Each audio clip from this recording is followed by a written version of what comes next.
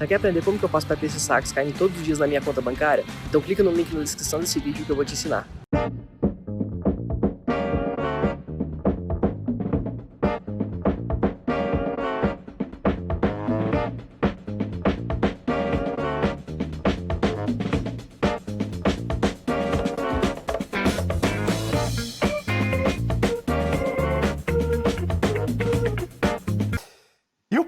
O Palmeiras venceu o Água Santa, derrubou o Água Santa. Quer dizer, o Água Santa é que se derrubou sozinho. Aliás, o Água Santa ganhou do Corinthians. Veja você, o Água Santa ganhou do Corinthians no Campeonato Paulista. Mas o Palmeiras venceu o Água Santa, estava perdendo por 1-0 e conseguiu a virada. O Lucas Silva abriu o placar para o Água Santa. A gente está vendo aí os melhores momentos. O Palmeiras que entrou com uma formação diferente em relação ao time que jogou contra o Corinthians, o clássico. O Lucas Lima começou entre os titulares. O Rafael Veiga também, né? Não jogaram. Rafael Veiga também. Sim. Deixou o Luiz Adriano e o Zé Rafael. Os dois começaram no jogo do meio de semana. Aí entraram Lucas Lima e Rafael Veiga. Fala, Serginho. Não, eu ia só confirmar o que o Roger estava dizendo, né? Depois no segundo tempo, eles vão entrar, né?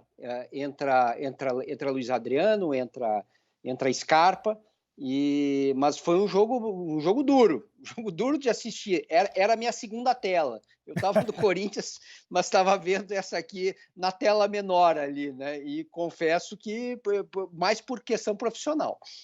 A gente viu o gol do Lucas Silva, que abriu o placar para o Água Santa. O Ramires empatou para o Palmeiras. Está aí a cabeçada do Ramires, bonita a cabeçada do Ramires. Chegando na área e fazendo gol de cabeça. E o Luiz Adriano, de pênalti, virou para o time do Palmeiras. Agora, eu fico curioso para saber qual será, daqui para frente, a escalação, de fato, titular do Palmeiras.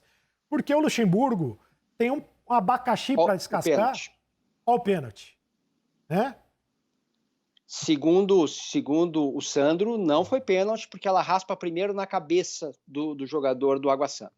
Qual é o abacaxi? Vamos tentar ajudar o Luxemburgo. O abacaxi para descascar é o seguinte, o Dudu foi embora, né? O Dudu foi embora. Ele escalou um time para jogar contra o Palmeiras, hoje ele escalou outro time para jogar contra o Santo André. Eu não sei se por questões físicas ou se ele está rodando ali.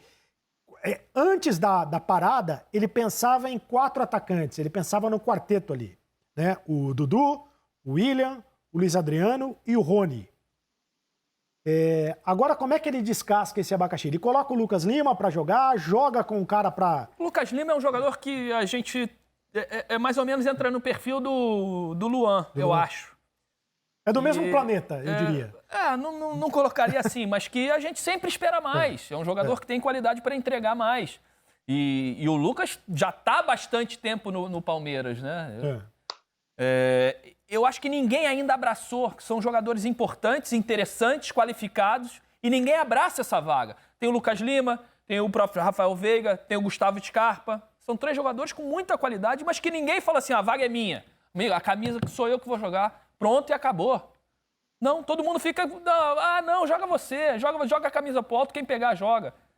Acho que tá assim ali no Palmeiras. Com 3 jogadores importantes e com qualidade para abraçar a vaga. Eu vou fazer uma pergunta para vocês. Eu vou botar o Lucas Lima aqui, depois eu quero fazer uma pergunta para vocês. O Luxemburgo primeiro. Vanderlei Luxemburgo. O adversário jogou o tempo todo se defendendo. E nós ficamos o tempo todo tentando jogar e eles ficaram por uma bola. E acharam uma bola no segundo tempo, quando nós jogamos melhor. Então, acho que nós tivemos a paciência para girar a bola, para tocar a bola. E tivemos maior domínio do jogo, maior percentual de posse de bola. E tomamos o gol, não apavoramos. E aí eu fiz as mudanças e fomos para cima deles, conseguimos a virada. Nós temos no Brasil o costume de não reconhecer o mérito do adversário que jogou por uma bola. E se fechou muito bem. E nós tivemos a paciência de girar a bola para um lado e para o outro. Faltou sim, aí eu falei no intervalo. Os caras de trás, que são os 2 volantes, penetrar um pouco mais. Aí no segundo tempo infiltrou o Gabriel Menino, infiltrou o Gabriel Ramires que fez o gol. Isso que precisava um pouquinho mais no segundo tempo. Mas eu acho que o adversário veio com essa intenção aqui porque ele estava classificado. Então eles se fecharam aí mais. Tanto é que quando eles fizeram os gols, fizeram 5-4-1. Eles botaram 5 zagueiros, botaram 4 e botaram um só cara na frente. Então, Olha, eu vou dizer um negócio pra você. Pra entender com a máscara é difícil. Já não é fácil. Pô, fechou. Mas tem que usar máscara. Tem que usar a máscara com proteção, claro, evidentemente. Aqui no estúdio a gente mantém uma certa distância e obedecendo todos os protocolos. A pergunta que eu ia fazer, ainda em cima do Lucas Lima, Ganso, a gente falou do Luan. E pra você, Roger e o Ricardinho, que conhecem bem, o Serginho também vai falar, claro, mas conhecem bem essa posição. Essa posição no futebol ainda existe? No futebol de hoje ainda existe? Ou ela se modificou de alguma maneira? O cara que joga nessa posição tem que fazer outro tipo de função? Ele tem que saber fazer a função do lado, sem dúvida nenhuma, porque muitas estratégias táticas, elas não usam esse jogador mais centralizado, com a qualidade do último passe, de encostar no centroavante. Ela tem que existir, na minha opinião.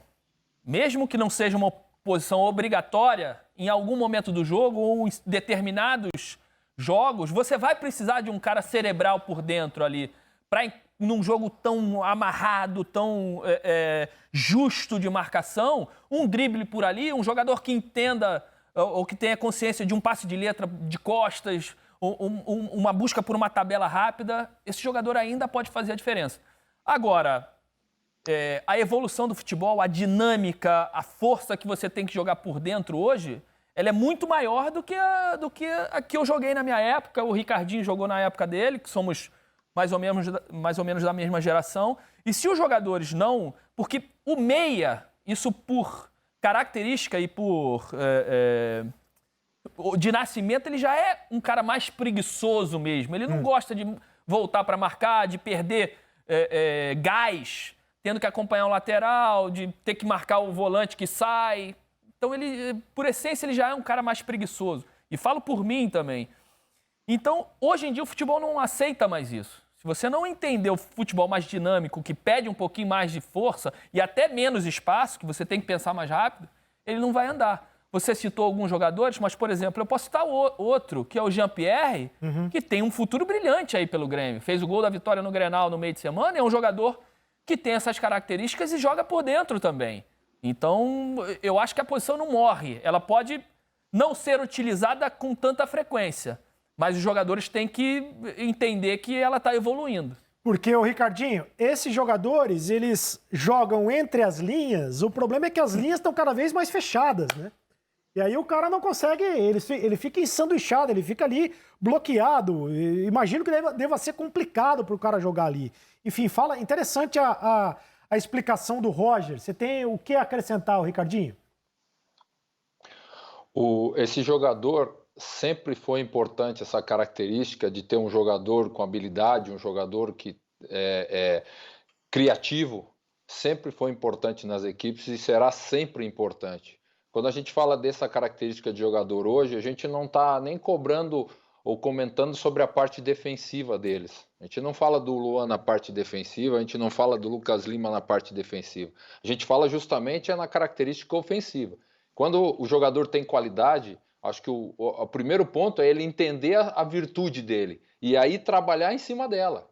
Então, se você tem um jogador técnico, não que ele não vá marcar, mas ele tem que entender que, bom, se ele não vir recompor muito na parte defensiva, ajudar o time, ele ofensivamente ele tem que resolver. E é aí que é a nossa cobrança. Porque esses jogadores, geralmente de meio campo, eles têm essa condição de decidir o jogo. Então, tem que decidir. Sabe aquela velha história de que, poxa vida, eu vou correr para você, e vou roubar a bola e vou entregar para você, mas você tem que resolver para mim. Porque se eu correr para caramba para você e você não resolver, aí não adianta. Aí não, só eu que tô ralando e você só está esperando a bola. Então a questão está, tem espaço para esses jogadores? Tem. Eles têm que se adaptar aos movimentos de uma equipe? Lógico que tem, mas eles têm que entender que a característica deles tem que ser desenvolvida. Eles têm que produzir, eles têm que participar mais do jogo. E a gente está falando da parte ofensiva e não da parte defensiva. Né? Muitas vezes você vai falar, vou colocar o Luan do lado do campo para ele vir com o lateral. De repente eu vou desgastar ele para vir com o lateral até aqui embaixo e depois ofensivamente ele não vai ter condição. Então eu vou colocar ele mais por dentro. Mas por dentro ele tem que resolver, ele tem que articular a jogada, ele tem que chegar para finalizar. entendeu? Essa é que eu acho que é a questão. Existe espaço para todo jogador, para toda característica. Agora, o jogador precisa entender isso e trabalhar em cima do que ele tem de potencial. E eu tô pensando aqui também, Serginho, como é que o Everton Ribeiro e o Arrascaeta jogam? Também não são desse... Só que eles jogam pelo lado e vão por dentro, mas eles também não são jogadores com essa qualidade, os responsáveis... Se adaptaram mais rápido a esse tipo de situação, né? São mais híbridos, eu acho, do que o Lucas Lima tanto, e não voltam o tanto Luan. para marcar lateral, né? Eles voltam até determinado tempo, até porque o Flamengo jogava numa linha muito alta, né? De marcação. É outro modelo de jogo. É outro modelo de jogo. Dificilmente o Flamengo era atacado assim com tanta frequência que o lateral adversário... Não, vou lá em cima o tempo todo. Não vai, porque vai deixar as costas e sabe que tem que proteger. Então é uma outra filosofia, mas são dois jogadores mais modernos do que o Lucas, o Luan e quem foi o outro que você citou? O Ganso. E o Ganso. São dois jogadores mais modernos, que entenderam essa evolução da posição e conseguiram se adaptar mais rápido. Fala, Serginho. Não, só para amarrar essa nossa conversa toda, né? O Roger, no meio da conversa, só para dar um exemplo, colocou o Jean-Pierre, né? Que fez gol no Grenal. Hoje de manhã o Grêmio empatou, mas ele jogou bem, foi o melhor do Grêmio. O Jean-Pierre ganhou a posição do Lucas, do Luan, antes, quando o Luan ainda estava no Grêmio. Então, essa necessidade de entrega, quer dizer, no momento que o Luan não entrega aquilo que o Ricardinho estava pedindo, que é o gol do jogo, né? Ou num passe, ou no chute, quer dizer, no lance decisivo, ele não entrega o lance decisivo e também não está entregando na marcação, ele começa a abrir espaço. E ele perdeu a posição naquela época para o Jean-Pierre, quando o Jean-Pierre estava num estágio tático, técnico, físico, inferior ao estágio que ele está agora. Então, eu acho que o Roger pegou muito bem essa necessidade do jogador entender o que ele está entregando. Se ele não está entregando tanto lá na frente, ele tem que dar um pouco mais de participação ou ele vai perder a posição, que é justamente o que está acontecendo no Palmeiras, né? Todos esses jogadores que a gente citou, Rafael Veiga, Luan, o Lucas Lima, são jogadores que... Os Scarpa são jogadores que tiveram a chance. Não é que eles não deram continuidade. Todos tiveram continuidade no Palmeiras e nenhum conseguiu, ainda pelo menos, dar uma sequência.